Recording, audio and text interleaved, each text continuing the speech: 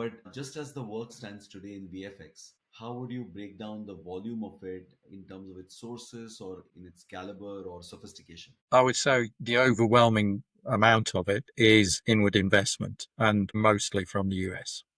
That's what the figures show. And a lot of that is very high quality work. So for instance, you're looking at creature work, Ah, complex environments, that kind of stuff. Yes, of course, there's a quantity of straightforward cleanup kind of work, but as you say, that's very cost sensitive.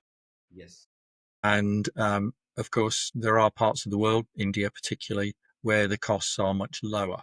yes, Incidentally, if you look at kind of what kind of work goes on across the world, the UK is pretty strong in all areas of visual effects, all of the disciplines of 3D, 2D, project supervision. We're incredibly strong on that. And, we are, the second largest hub for previs as well. Where you see other parts of the world, having more capacity, certainly India has more capacity in the preparation phases of rotoscoping and tracking, those kinds of things. But the danger there for those companies will be that those are the disciplines where AI is going to impact first. yes, So I think, certainly certain companies in India who specialized in being a kind of white label operation that's for right. outsourcing, Yeah. that looks to me like a business model which they would need to pivot quite rapidly. Fascinating, fascinating. And then the obviously the you referenced the pay TV and streaming aspect to it. How's the current situation right now as it stands? How's that impacted? Well, out of that, the kind of work that we had, I mean, I mentioned we have good data for 2019. We do have some data also for later years. In 2019, give you an idea of how the split worked out, it was around about 370 million pounds worth of tax relief supported visual effects work in that year in 2019, of which only about 50 million was TV streaming.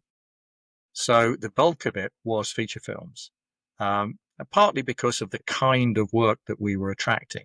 Um, you know, in feature films, you are more likely to have those big creature films, those big environments, and much more heavy VFX work compared to um, TV drama, which is going to be much more character led, much more narrative led, um, and doesn't rely so much on those um, massive VFX shots. Hence the reason for the difference in the split.